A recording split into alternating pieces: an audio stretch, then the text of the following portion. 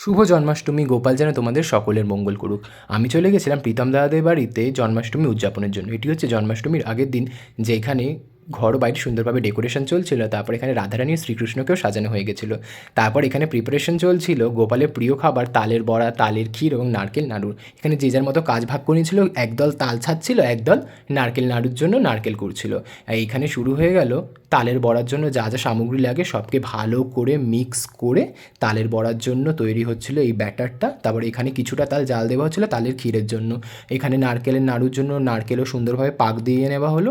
তারপরে এখানে এক এক করে শুরু হয়ে গেল তালের বড়া ভাজা, আর এইদিকে হয়ে গেল নারকেল নাড়ু পাকানো।